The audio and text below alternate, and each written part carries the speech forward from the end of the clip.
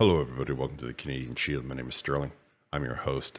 I wanted to do a story on this new tax that the federal government is trying to put on the tech giants, because there's a line in the article that points exactly to what the problem with the overtaxing everything is, and to have no idea of how to control your spending. I always say it, and I'll say it again, the Liberal Party and the far left, as a rule, has absolutely no economic sense whatsoever. They're like a teenager with their first credit card who maxes the thing out and then gets shocked when the bill comes in, and they don't know what to do, and they're running around trying to figure out how to make the payment. So they've decided that they're going to start taxing any profit that, say, a company like Google or Meta there's a long list of tech companies that are piped into this country. Now, before I get into it, I would encourage you to like, comment, subscribe, hit the notification bell, share this channel with all of your socials. I have an open GoFundMe, and I have memberships if you wish to support the channel in either of those ways. All right, so I'm just going to lay out a little bit of the background.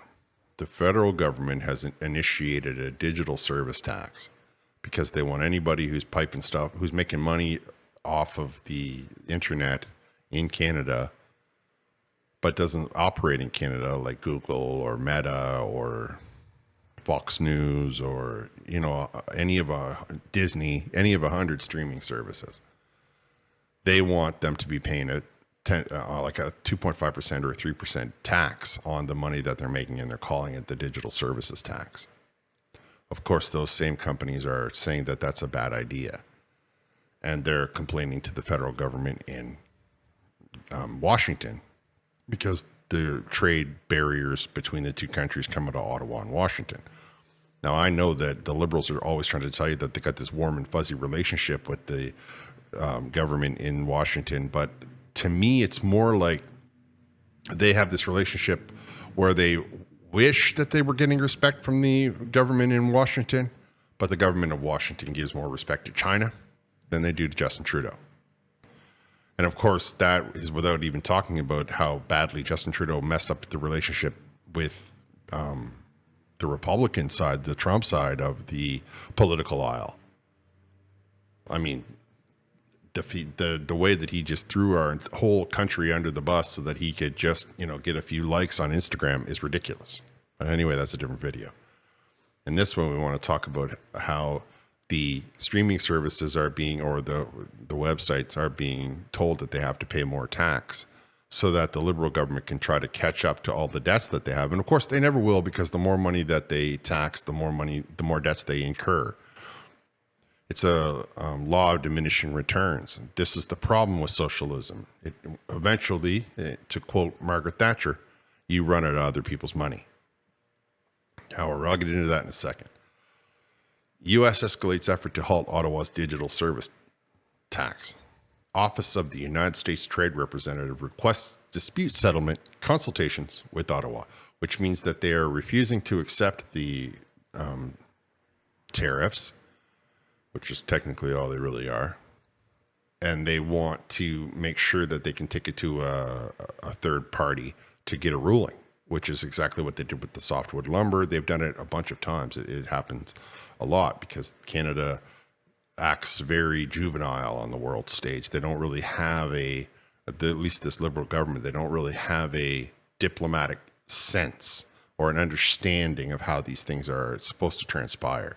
So they act like, I don't know, junior high. The Office of the United States Trade Representative has requested dispute settlement consultations with Ottawa under the Canada-US-Mexico Trade Agreement. The United States opposes unilateral digital service tax that discriminates against U.S. companies, said the U.S. Trade Representative Catherine Tai in a news release on Friday. Americans have been critical of the 3% levy on foreign tech giants that generate revenue from Canadian users. It means that companies will have to pay taxes on that revenue in Canada. Tai called the tax discriminatory and said that it is inconsistent with Canada's commitment not to treat U.S. businesses less favorably than they treat Canadian ones. Federal government is just taxing the crap out of everybody, every business you can think of, because they know that they're desperate for money. They know that they have sold out the country and they know that the economy is in the tank. So they're just desperate to collect taxes from whomever they may. Ing and Finance Minister Chrystia Freeland remained steadfast behind the tax. In a joint statement on Friday, it said consultations will show that Canada is meeting its trade obligations. Canada strongly supports international efforts to end the corporate tax race to the bottom. They said that like they're saying that at every time now because they know that there's a thing going around the internet about socialism is a race to the bottom. So the liberals, of course, they have to copy everybody. They have no original thoughts of their own. Excuse me, anyway. And ensure that all corporations, including the world's largest corporations, pay their fair share wherever they do business, the statement said. Here's the part that I want you to hear, right here. Earlier this month, Google announced it will implement a 2.5% surcharge for ads displayed in Canada starting in October. Groups representing Canadian advertisers have warned other companies could follow the tech giant's lead. The Computer and Communications Industry Association, which represents companies like Amazon, Apple, Uber, applauded Friday's action against the Canadian tax. So Google has told everybody that wants to place ads with them, which is just about everybody. I mean, there's very few people that play, like there's no bigger ad giant than there is Google. And if you want to place an ad that's going to play inside of Canada, whether it be, wherever on the internet that Google has the ad running, if you want that to run in the Canadian websites and the Canadian IPs, you're going to have to add 2.5%. So if it was $100, it's now going to be $102.50. And you might say to yourself, well, that's no big deal. But the 2.5% now goes from Google. So here's the chain of events, right? Google says we need to put this on there because the federal government is trying to steal everybody's money, and we're not going to, we don't agree with it, so we're going to charge you more money to cover this tax. So what does that advertiser have to do? They have to charge more money to cover this tax. So who pays that? Me and you. So all of a sudden, whatever product that you are clicking on, a pair of jeans, a telephone, whatever it is that you're thinking about purchasing, it has now become 2.5 to 3% more expensive. And remember that these charges always accumulate. So a company will say to themselves, well, we have this excuse to make it 2.5% more expensive. So let's make it 2.75. And then we will take that, 0.25% and put it in our pocket. So eventually, by the time it gets to the end consumer, it's like 3.5% because of all these little markups that have happened along the way, which are convenient to mask and are convenient to hide, but are solely and completely at the feet of the irresponsible federal government that initiated this tax, which is only rooted in greed, right? I mean, they see these companies making this kind of money and they say that they want a share of that instead of implementing systems that will permit Canadian companies to benefit from these things, right? Right now, as it stands, we say, oh, no, you're not allowed to, we can't hold any of these companies to task for violating people's free speech, for kicking them off unjustly. There's like all these rules that they're not allowed to follow. But all of a sudden, the federal government says, no, tax rules are a must.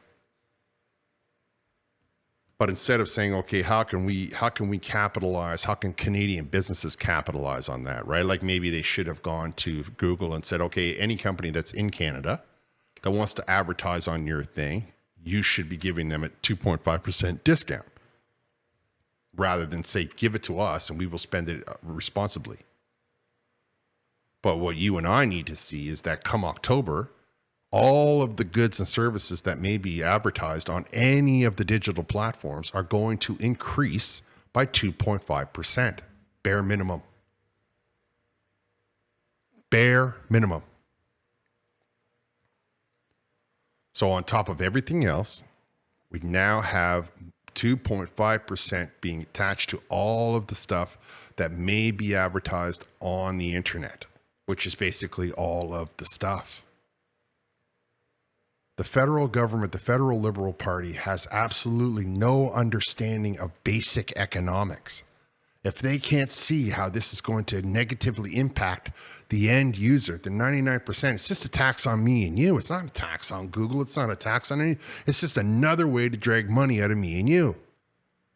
Well, I don't know about you, but I think the 43% we already give them is too much, especially considering that they don't do anything constructive with it. It's just wasted. I don't want to get too fired up over it. I just wanted to point out how this is another example of how the Liberal government is trying to earn money, but is actually only going to come out of your pocket and my pocket. How they are just draining every nickel they can get from the commoner, the 99%. Because Google's not paying the tab. Why would they? They just add that on to the cost of doing business. And everybody along the line will add that on to the cost of doing business until you walk into the store to buy the pair of pants, or till you walk into the store to buy the Apple phone, or till you go on to Amazon and everything that is Canadian is 2.5% bare minimum more expensive.